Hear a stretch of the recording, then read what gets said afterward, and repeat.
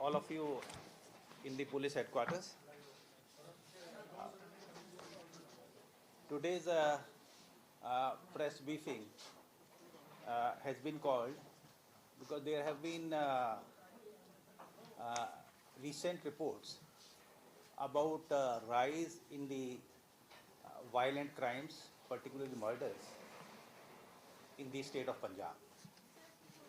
So, about that, I would like to mention that this year, 2022, we had about 100 days till yesterday. There have been 158 murders in the state,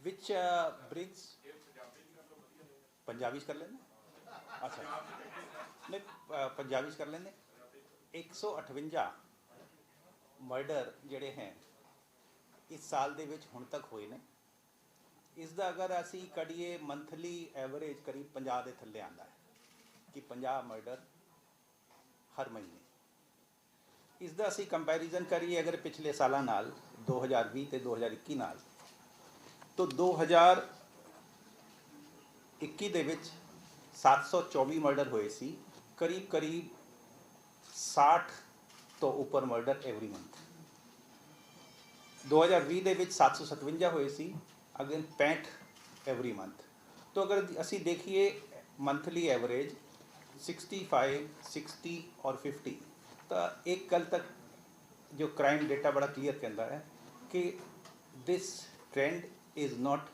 increasing rather ये marginally decrease होया है number 1 but this is not a happy situation सानू इस murder rate नू होर कम लैके आना है और इस दे विच तुहाडे राही मैं लोगों का भी कोऑपरेशन सॉलिसिट करता हाँ एक तो ये है 2 पॉइंट है एक तो ये है कि जोड़ा लाइसेंस्ड वैपन है वो प्रोटेक्शन वास्ते है वो जदों पर्सनल राइवलरी है जो केस होंगे हैं उस दे विच जदों इस्तेमाल होता है तो लाइसेंस वैपन नू प्रोटेक्शन वास्ते इस्तेमाल करन क्राइम करन वास्ते नहीं और दूजा ये है अगर कोई डिस्प्यूट होता है पर्सनल राइवलरी होंदी है लैंड डिस्प्यूट होंदा है होर कई होंदे हैं तो उस दे विच कोशिश अपनी ये होनी चाहिए है कि instead of going to the extent of murder जिहड़ी अथॉरिटीज़ हैं पुलिस होवे कोर्ट हो होर कोई महकमा हो समाज के पतवंते हैं इन्हां दे राहीं हल करन दी कोशिश की जाए अगर असी सारे रल मिल के कोशिश करिए तो पंजाब च मर्डर की रेट होर घट हो सकती है because every life is important और साढ़े सारिਆਂ ਦਾ ये फर्ज है कि असी मिल के जो मर्डर रेट ਨੂੰ पंजाब च कम करिए ਜਿਹੜੀ ਗੱਲ करिए इस साल ਦੇ ਜਿਹੜੇ केसेस ਹੋਏ ਨੇ 158 ਇਸ ਦੇ ਵਿੱਚੋਂ ਗੈਂਗਸਟਰ ਵੱਲੋਂ ਕਿ ਗੈਂਗਸਟਰ ਦੀ ਗੱਲ ਬਾਰ-ਬਾਰ ਆ ਰਹੀ ਹੈ ਗੈਂਗਸਟਰ ਵੱਲੋਂ ਜਿਹੜੇ ਹੋਏ ਨੇ ਜਾਂ ਗੈਂਗਸਟਰ ਦਾ ਇਨਵੋਲਵਮੈਂਟ ਮਾਰਜਨਲ ਵੀ ਹੋ ਸਕਦਾ ਹੈ वो 6 केस ने आउट ऑफ 158 6 केसां दे विच गैंगस्टर एंगल टोटल या मार्जिनल इन्वॉल्व हो सकता है ये सारे दे सारे केस जो दर्ज हुए सी ब्लाइंड मर्डर सीगे इस दे विच पुलिस ने अपनी प्रोफैशनल तरीके नाल तफ्तीश करते हुए केसेस नूं ट्रेस किया है और ये पता लग्या है कि किहड़े बंदे प्लानिंग दे विच इन्वॉल्व सीगे किहड़ियां ने रैकी कीती सी किहड़े आए सी किहड़ियां ने गोली चलाई सी 24 बंदे 24 एक्यूज इन 6 केसां दे विच अरेस्ट हो चुके हैं और इस दे नाल जो आर्म्स एम्यूनीशन है 7 पिस्टल अते गड्डियां जिहड़ी इस्तेमाल हुई हैं 7 गड्डियां भी बरामद हुई हैं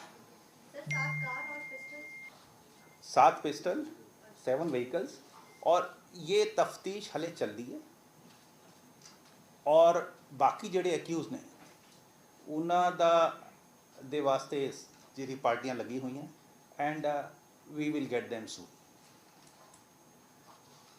इस दे अलावा जिहड़े सीरीयस जो 158 दे विच असीं और सीरीयस मर्डर करिए other than 6 gangster crime 9 crime जो असी सेंसेशनल कह सकते हैं जो कि नॉन गैंगस्टर टाइप सीगे वो भी सारे ट्रेस हो गए हैं। ਉਹਨਾਂ ਦੇ ਵਿੱਚ ਜ਼ਿਆਦਾਤਰ family dispute, matrimonial dispute, personal rivalry, ਇਸ ਤਰ੍ਹਾਂ ਦੇ ਐਂਗਲ ਇਨਵੋਲਵ ਸੀਗੇ। ਇੱਥੇ ਮੈਂ ਇੱਕ ਗੱਲ ਹੋਰ ਕਹਿਣਾ ਚਾਹਾਂਗਾ ਕਿ ਪ੍ਰੀਵੈਂਸ਼ਨ ਇੱਕ ਪੁਲਿਸ ਦਾ ਬਹੁਤ ਵੱਡਾ ਕੰਮ ਹੈ ਕਿ ਅਸੀਂ ਕ੍ਰਾਈਮ ਨੂੰ ਹੋਣ ਨਹੀਂ ਦੇਣਾ। ਤਾਂ ਇਸ ਸਾਲ ਦੇ ਵਿੱਚ ਐਟਲੀਸਟ 4 ਕੇਸਿਸ ਦੇ ਵਿੱਚ ਅਸੀਂ ਗੈਂਗਸਟਰ ਕ੍ਰਾਈਮ ਨੂੰ ਪ੍ਰੀਵੈਂਟ ਕੀਤਾ ਹੈ।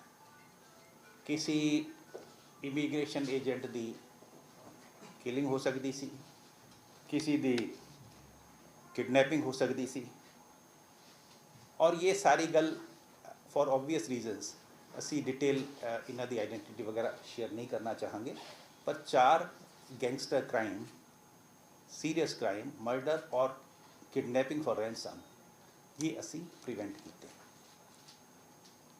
ओवरऑल गैंगस्टर फ्रंट ਤੇ ਜਿਹੜੀ ਪੰਜਾਬ ਪੁਲਿਸ ਦੀ ਕਾਰਗੁਜ਼ਾਰੀ ਹੈ, ਅਸੀਂ 545 ਗੈਂਗਸਟਰਸ ਨੂੰ ਆਈਡੈਂਟੀਫਾਈ ਕੀਤਾ ਹੈ। ਇਹਨਾਂ ਨੂੰ ਕੈਟੇਗਰਾਈਜ਼ ਕੀਤਾ ਹੈ A, B, C ਕੈਟੇਗਰੀ ਦੇ ਵਿੱਚ। ਇਸ ਦੇ ਵਿੱਚ 515 ਐਟ ਡਿਫਰੈਂਟ ਸਟੇजेस ਅਰੈਸਟ ਹੋ ਚੁੱਕੇ ਨੇ, 30 ਹਾਲੇ ਅਰੈਸਟ ਹੋਣੇ ਬਾਕੀ हैं। बाकी ਜਿਹੜੇ ਅਰੈਸਟ ਹੋ ਕੇ ਬੇਲ ਤੇ ਆ ਜਾਂਦੇ हैं वो एक ਵੱਖਰੀ ਗੱਲ है। तो ओवरऑल गैंगस्टर फ्रंट ਤੇ ये स्टेटस है। और दूजी गल, गैंगस्टर्स ਦੇ अगेंस्ट एक्शन ਨੂੰ इंटेंसीफाई ਕਰਨ ਵਾਸਤੇ और एक डेडिकेटेड टास्क फोर्स CM साहब ने बनाई है, AGTF anti gangster task force, और उसके मुखी ADG प्रमोद बान जी है। इन्हां दी CM साहब नाल भी मीटिंग हुई है गैंगस्टर टास्क फोर्स की, एंड मैंडेट इन्हां नूं बड़ी क्लीयर, एक्सक्लूसिवली इन्होंने गैंगस्टर्स नूं डील करना है। गैंगस्टर क्राइम टास्क फोर्स अपनी होगी, प्लस सारे जिले और कमिश्नरेट ਦਾ ਜਿਹੜਾ गैंगस्टर रिलेटेड काम है उसका सुपरविजन करेंगे। और ਜਿਹੜੇ इस फ्रंट ਤੇ इंटेंसीफाई एक्शन करके, इंटैलीजेंस बेस ऑपरेशन करके गैंगस्टर ਦੇ अगेंस्ट पुलिस एक्शन ਨੂੰ ਹੋਰ सटीक ਅਤੇ पावरफुल बनाएंगे। So this was the point which I wanted to make. Just summarize, मैं 3 पॉइंट करदा। पहली गल, मर्डर केसिस दे विच बाकी पिछले सालों नाल देखा जाए तो वाधा नहीं होया है, मार्जिनली नीचे आया है। इसनूं होर थल्ले ला सकते हैं असी, पुलिस, पब्लिक और सारे मिल के इनू थल्ले लाने की कोशिश कर सकते हैं। दूजी गल ये है, इस साल दे विच जिहड़े मर्डर होए हैं उस दे विच 6 नूं असी गैंगस्टर रिलेटेड कह सकते हैं, और ये 6 ਦੇ 6 केस ट्रेस हो चुके हैं। कौन इस दे एक्यूज हैं वो पता लग चुके हैं, कुछ अरेस्ट हो चुके हैं, कुछ अरेस्ट बाकी हैं। और तीजी गल ये है कि प्रिवेंशन भी पुलिस ने किया है, और एटलीस्ट 4 केसेस दे विच गैंगस्टर क्राइम असी नहीं होने दिता। एंड लास्ट पॉइंट, इस काम को इंटेंसीफाई करने वास्ते anti gangster task force has come into existence, और इन्होंने अपना काम ऑलरेडी शुरू कर दिता है। Thank you.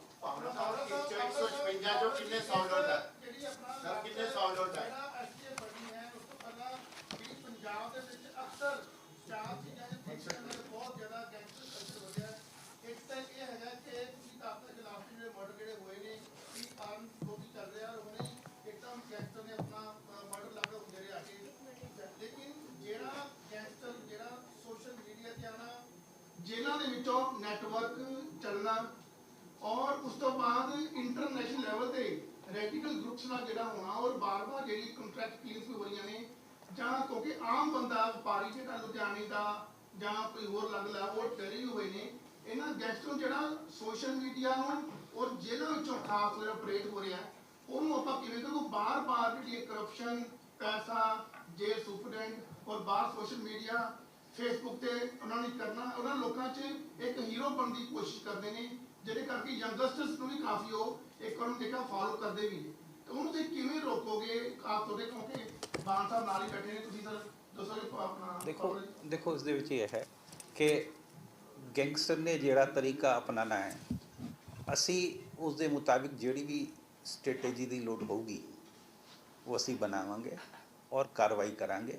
ਹਾਂ, ਇੱਕ ਪੁਆਇੰਟ ਤੁਸੀਂ ਵਧੀਆ ਰੇਜ਼ ਕੀਤਾ, ਯੂਥ ਨੂੰ ਇਹ ਇੱਕ ਮੈਸੇਜ ਤੁਹਾਡੇ ਥਰੂ ਜਾ ਸਕਦਾ ਹੈ ਕਿ ਇਹ ਜਿਹੜੇ ਗੈਂਗਸਟਰ ਕਲਚਰ ਹੈ, ਗੈਂਗਸਟਰਸ ਦਾ ਜਿਹੜਾ ਹੈ, ਇਹ ਪੰਜਾਬ ਦੇ ਤੇ ਦੇਸ਼ ਦੇ ਕੋਈ ਵਾਸਤੇ ਕੋਈ ਚੰਗਾ ਕੰਮ ਨਹੀਂ ਕਰ ਰਹੇ, ਇਹਨਾਂ ਨੂੰ ਫੋਲੋ ਕਰਨ ਦੀ ਲੋੜ ਨਹੀਂ ਔਰ ਇਹ ਪੰਜਾਬ ਔਰ ਦੇਸ਼ ਦੇ ਵਿੱਚ ਨੁਕਸਾਨ ਹੀ ਕਰ ਰਹੇ ਨੇ। ਇਹ ਮੈਸੇਜ ਯੂਥ ਨੂੰ ਜਾਵੇ, ਚੰਗੀ ਗੱਲ ਹੈ। ਬਾਕੀ ਜੋ ਵੀ ਉਹਨਾਂ ਦੀ ਸਟ੍ਰੈਟੇਜੀ ਹੈ ਉਸ ਦੇ ਮੁਤਾਬਿਕ ਜੋ ਵੀ ਪੁਲਿਸ ਦਾ ਐਕਸ਼ਨ ਚਾਹੀਦਾ ਹੋਊਗਾ, ਬੰਦ ਹੋ ਗਿਆ, ਅੱਛਾ, ਚਾਹੀਦਾ ਹੋਊਗਾ ਉਹ ਅਸੀਂ ਜੇ ਤੁਸੀਂ ਜੇਲ੍ਹ ਹੋ, ਪੁਲਿਸ ਹੋ, ਹਾਂ, ਸੋਸ਼ਲ ਮੀਡੀਆ ਹੋ, ਜਿਹੜੀ ਵੀ ਚੀਜ਼ ਦੀ ਲੋੜ ਹੋਊਗੀ, ਇਹ 100% ਡੈਡੀਕੇਸ਼ਨ ਇਹਨਾਂ ਦਾ ਸਿਰਫ ਗੈਂਗਸਟਰ ਵਾਸਤੇ ਹੈ। ਜਿਸ ਚੀਜ਼ ਦੀ ਲੋੜ ਹੋਊਗੀ ਇਹ ਕਰਾਂਗੇ। ਪਾਵਰਾ ਸਾਹਿਬ, ਮੇਰਾ ਕੁਐਸਚਨ ਵਿੱਚ ਹੀ ਰਹਿ ਗਿਆ, 158 ਚੋਂ ਕਿੰਨੇ ਸਾਊਂਡ ਆਊਟ ਹੈ? 158 ਵਿੱਚੋਂ ਕਿੰਨੇ ਸਾਊਂਡ ਆਊਟ ਹੈ ਸਰ? ਮਰਡਰ ਕੇਸ 158 ਹੈ। ਮੋਸਟਲੀ ਸੀ 158 ਦੇ ਵਿੱਚ 6 ਹੀ ਹੈ ਜਿਹੜੇ ਗੈਂਗਸਟਰ ਹੈ। ਸਾਊਂਡ ਆਊਟ ਕੇਸ ਕਿੰਨੇ ਹੈ ਸਰ? ਰੇਸ਼ੋ ਕੀ ਹੈ? ਸੀ ਮੇਰੇ ਕੋਲ ਫਿਗਰ ਅਵੇਲੇਬਲ ਨਹੀਂ ਹੈ, ਲੇਕਿਨ ਜੇ ਨॉन ਗੈਂਗਸਟਰ ਕੇਸ ਹੈ ਉਸ ਦੇ ਵਿੱਚ ਤਾਂ ਪ੍ਰੋਬਲਮ ਨਹੀਂ, ਬਾਈ ਐਂਡ ਲਾਰਜ ਪਤਾ ਹੀ ਹੁੰਦਾ ਕਿਸਨੇ ਕੀਤਾ ਹੈ। ਤਾਂ ਉਹ ਤਾਂ ਜਿੱਦਾਂ ਪਰਸਨਲ ਡਿਸਪਿਊਟ ਹੈ, ਬੱਚੇ ਖੇਲ ਰਹੇ ਨੇ, ਉੱਥੇ ਝਗੜਾ ਹੋ ਗਿਆ, ਗੋਲੀ ਚੱਲ ਗਈ, ਤਾਂ ਪਤਾ ਹੁੰਦਾ ਕਿਸਨੇ ਗੋਲੀ ਮਾਰੀ ਹੈ, ਤਾਂ ਉਸ ਦੇ ਵਿੱਚ ਸੋਲਵ ਹੋਣ ਦੀ ਪਰਸੈਂਟੇਜ ਹੋਰ ਵੀ ਜ਼ਿਆਦਾ ਹੋਣੀ ਹੈ। ਡੀਡੀ ਸਾਹਿਬ, ਮੈਂ ਗੈਂਗਸਟਰ ਦੀ ਗੱਲ ਨਹੀਂ ਕਰੂੰਗਾ ਕਿਉਂਕਿ ਜਦੋਂ ਇਹ ਕ੍ਰਾਈਮ ਹੁੰਦਾ ਹੈ ਸਾਰਿਆਂ ਨੂੰ ਦਿਸਦਾ ਹੈ।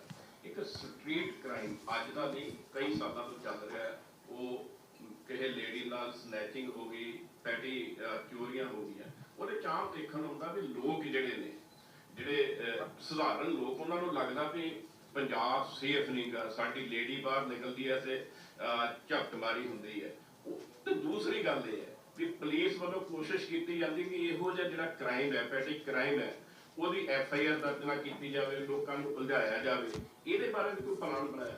ਦੇਖੋ, ਮੈਂ ਇਹ ਗੱਲ ਕਹਾਂਗਾ, ਅੱਜ ਦੀ ਕਾਨਫਰੰਸ ਅਸੀਂ ਗੈਂਗਸਟਰ ਵਾਸਤੇ ਰੱਖੀ ਸੀ, ਪਰ ਇਹ ਕੁਐਸਚਨ ਦਾ ਮੈਂ ਜਵਾਬ ਦੇ ਦਿੰਦਾ। ਦੇਖੋ, ਇਸ ਦੇ ਵਿੱਚ ਸਨੈਚਿੰਗ ਦਾ ਕ੍ਰਾਈਮ ਹੋ ਜਾਂ ਕੋਈ ਵੀ ਸਟਰੀਟ ਕ੍ਰਾਈਮ ਹੋ, ਉਸ ਨੂੰ ਰੋਕਣਾ ਔਰ ਅਗਰ ਕ੍ਰਾਈਮ ਹੋ ਗਿਆ ਹੈ ਤਾਂ ਉਸ ਦੀ FIR ਦਰਜ ਕਰਨਾ ਇਹ ਪੁਲਿਸ ਦਾ ਫਰਜ਼ ਹੈ। ਜਿੱਥੇ ਨਹੀਂ ਹੋ ਰਿਹਾ ਹੈ, concerned SSP commissioner of police ਦੇ ਨੋਟਿਸ ਲੈ ਕੇ ਆਈਏ, ਅਦਰਵਾਈਜ਼ ਅਸੀਂ ਬੈਠੇ ਹਾਂ। Thank you.